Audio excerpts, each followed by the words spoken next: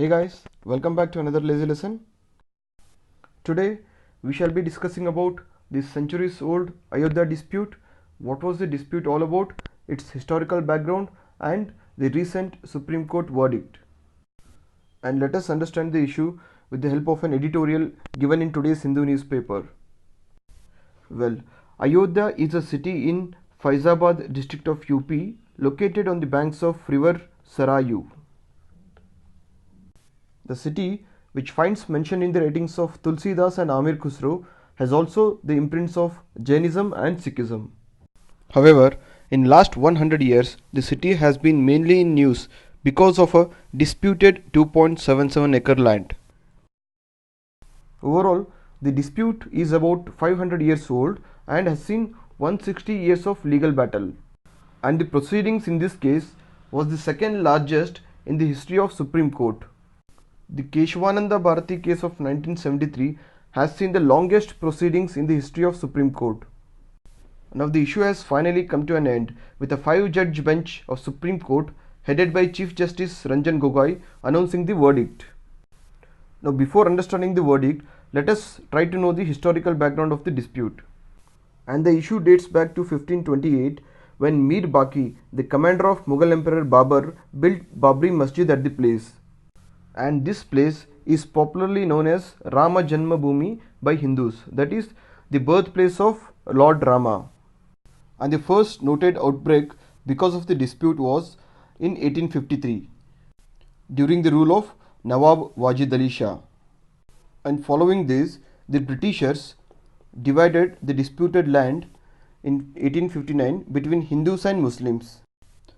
And in 1934, Hindus attacked the masjid, causing serious damages to the structure.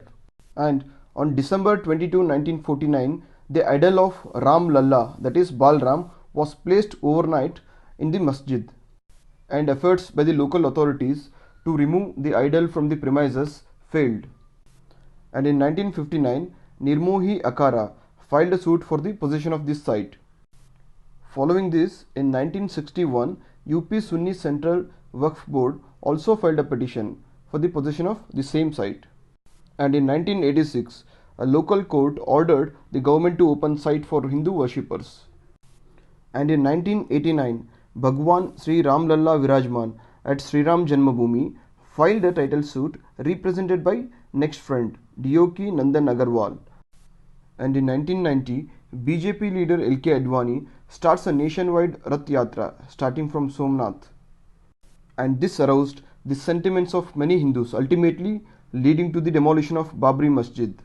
And in 1994, the Supreme Court for the first time observed that the mosque is not an integral part of Islam. And in April 2002, the Allahabad High Court begins hearing on the ownership of the disputed site. And in 2010, the High Court delivered its judgment, dividing the disputed site between Sunni Waqf Board, Nirmohi Akhara and Ram Lalla. However, in 2011, the Supreme Court stayed the verdict given by Allahabad High Court.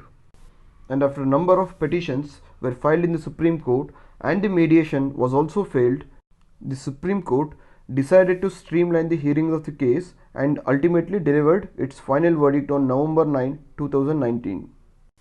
And since Ram Lalla is a declared legal entity in this case, he will have the following rights, that is, he can own a property, pay taxes, can sue or be sued.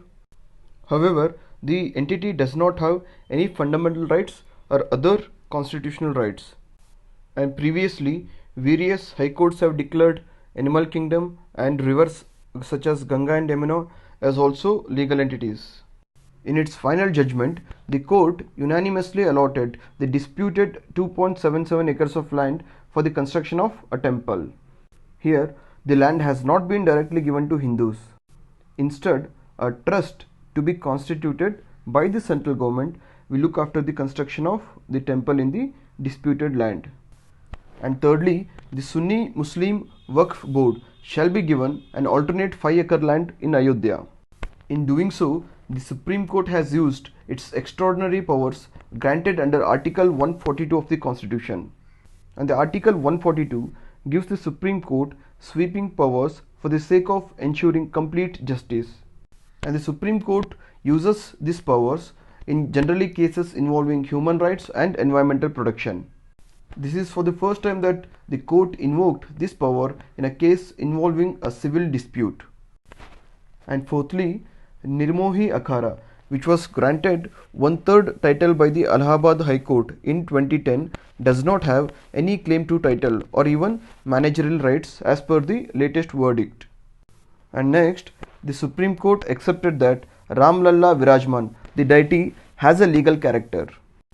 However, rejected the claim by Hindus that the Janmasthan had also a legal character. And the Supreme Court also observed that the Muslims have not been able to establish adverse possession.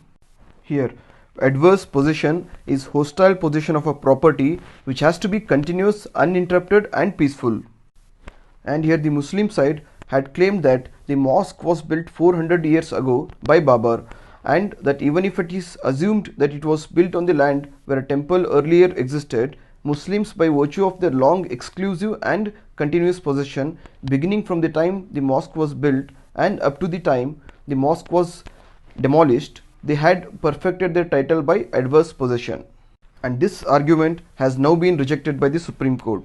And next, relying on reports of the Archaeological Survey of India, the Supreme Court said that there is sufficient proof that the Babri Masjid was not built on an empty land but on an underlying structure that is not Islamic.